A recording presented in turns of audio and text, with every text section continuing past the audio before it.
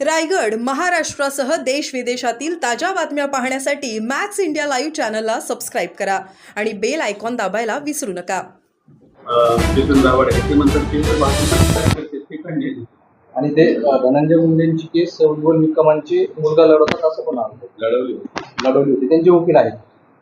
उज्ज्वल निकमाला आम्ही वकील दिलेला आहे. उज्ज्वल निकमाच्या कार्यक्षमतेवर आम्हाला कुठंही संशय नाहीये. जर जितेंद्र आव्हाडला किंवा इतरांना वाटत असेल तर त्यांनी वकील द्यावा, परंतु आम्ही जो वकील देऊ तो योग्य तो आर्ग्युमेंट हे जज समोर करणार आहेत. आणि वकील हे न्यायनिवाडा करत नसतात तर जज करत असतात, याची सुद्धा त्यांनी जाणीव ठेवावी. म्हणून आरोपीला फासावर चढवण्यासाठी जे काही पुरावे लागतील ते उज्ज्वल निकम नक्की देतील. वसईचा आरोपी कृष्णामध्ये सापडत नाही, त्यानंतर पुण्याचा आरोपी सापडत नाही, प्रशांत सुद्धा सापडत नाही. गृह मंत्रालय नेमकं काय करतं? एका नेत्याचा गुन्हा बोलून गेला इतकं आम्हाला सांगा.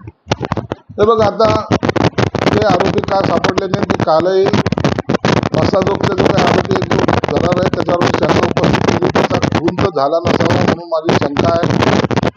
कालच्या घटनेचे आरोपी निश्चित पोलीस 7 पथकं त्याच्या मागावर आहेत. एखादा 2 दिवसाच्या आतमध्ये तो आरोपी पकडण्यात निश्चित जाईल. पोलिसांच्या कार्यक्षमतेवर शंका घेऊन त्यांना कामामध्ये व्यत्यय आणणं हे बरोबर नाही आहे. पोलीस आपला तपास योग्य मार्गाने करतायत.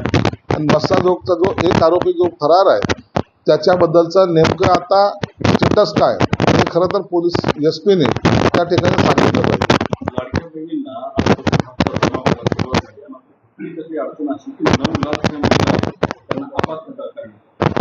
अपात्र करण्यात आलेलं नाही. लाडक्या बहीण योजनेमध्ये चुकीचा समज जातोय.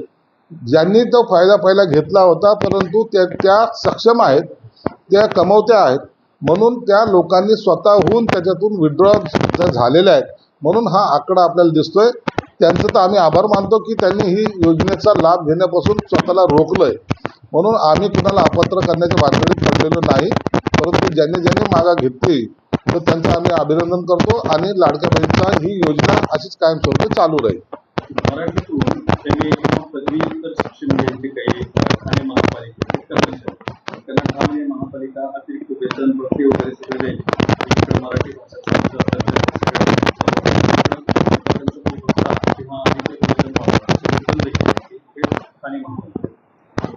महानगरपालिकेने का निर्णय घेतला या संदर्भामध्ये UD मिनिस्टर म्हणून एकनाथ शिंदे साहेब आहेत, ते त्याच्याबद्दलची बैठक बोलून त्याच्यावर निर्णय घेऊ शकतात. म्हणून त्यावर मी भाष्य करणं योग्य. पुण्यातील जो आरोपी आहे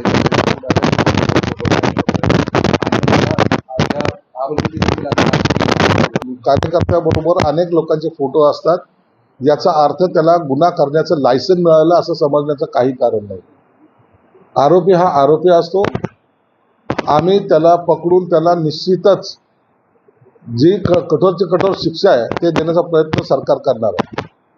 सरकारांनी घेतलेल्या 20 कोटीचे निर्णय वापरत आहे, म्हणजे आता बरेच निर्णय तुम्हाला रद्द करावे लागतील का? असं नाही आहे. जर चुकीच्या पद्धतीने पैसा जो चालला होता त्याला थांबवण्याचा मी प्रयत्न केला आणि तो योग्य मार्गाने वापरण्यासाठी मी प्रयत्नशील आहे.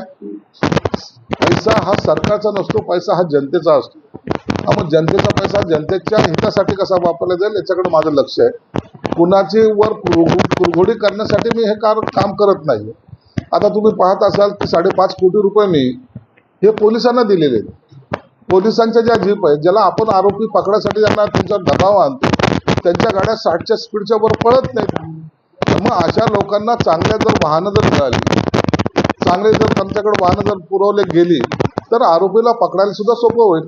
आजकालचे आरोपी हे मर्सिडीजमध्ये फिरतायत. मर्सिडीजच्या स्पीडला आपल्या भंगार असलेली गाडीमध्ये पाठलाग कसा करणार आहे? म्हणून चांगल्या गाड्या देणं हा माझा प्रयत्न होता. म्हणून जो पैसा सरकारचा आहे, जो जनतेच्या टॅक्सच्या स्वरूपात वसूल झालेला आहे, त्याचा विनियोग हे चांगल्या कामासाठी झाला पाहिजे, हा माझा प्रयत्न राहणार.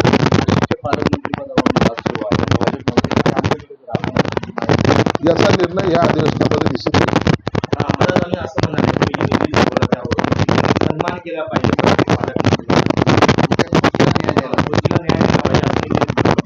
मला काय करायचं, मी पालकमंत्री असल्यामुळे तेवढी आठवण मला आहे.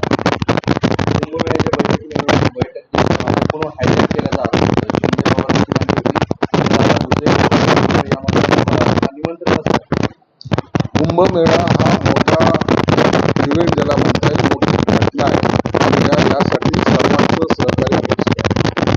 आमदार असेल, खासदार असेल, लोकप्रतिनिधी असेल, सर्वसामान्य माणूस असेल, असलेल्या इंजिनियर असतील, या सर्वांना एकत्रित करून हा कुंभमेळ्याचं आयोजन आम्ही सर्वजण करतो.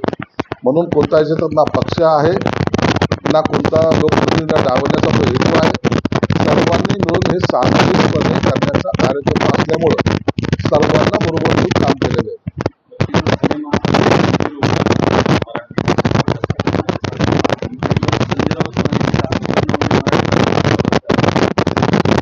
संजय राऊत कुणावरही बलात्कार करू शकतो, म्हणून त्याच्या बोलण्यावर आम्ही बोलून त्याच्यावर बलात्कार करू इच्छित नाही, म्हणून तो विषय हा मुख्यमंत्री बातमी.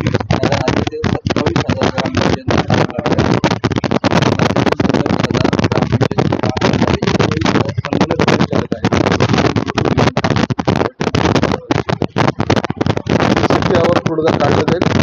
मी सुद्धा सरकारकडे या बाबतीमध्ये पाठिंबा देतो.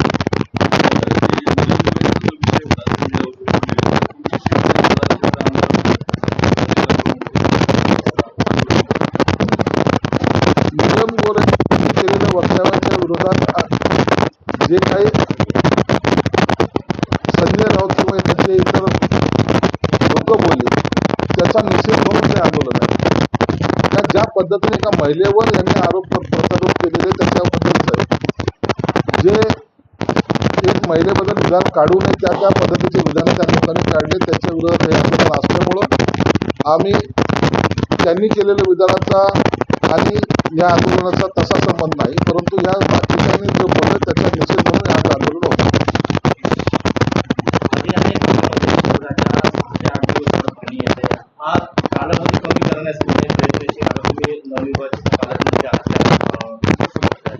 तुम्ही आजच बातमी वाचली असेल की त्याच्यासाठी अत्यंत जलद गतीने काम सुरू आहे. मी मार्च एंडची त्यांना डेडलाईन दिलेली आहे. त्या अगोदरच हे काम पूर्णत्वाला नेण्याचा माझा मानस आहे.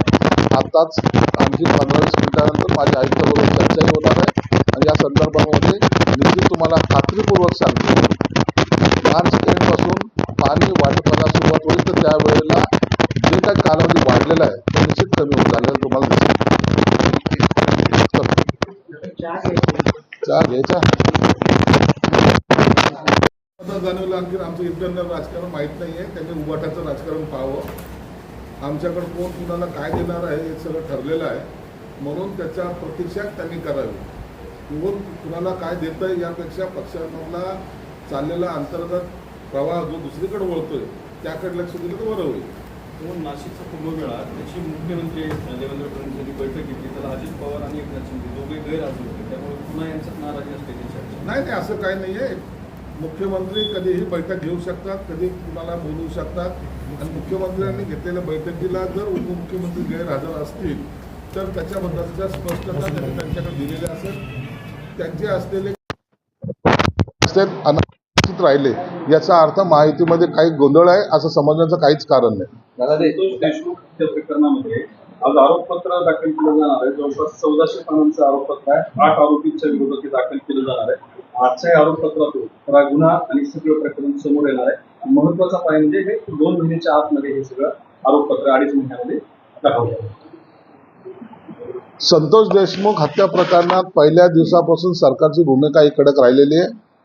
सरकारने जाहीर केलं होतं की आम्ही याचा जलद गतीने तपास करणार, आरोपीला फासाच्या शिक्षेवर पर्यंत पोहोचवणार आणि त्याच जलद गतीने आज 2 महिन्यामध्येच त्यांनी एक आरोपपत्र दाखल केलेलं आहे आणि उज्ज्वल निकम सारखे जे नामवंत वकील आहेत तेही त्याच्यामध्ये त्यांनी दिलेले आहेत. म्हणून आता निकाल लवकरात लवकर कसा लागेल हा प्रयत्न ते वकीलही करतील आणि आरोपीला फासावर चढवल्याशिवाय ते शांत बसणार नाहीत.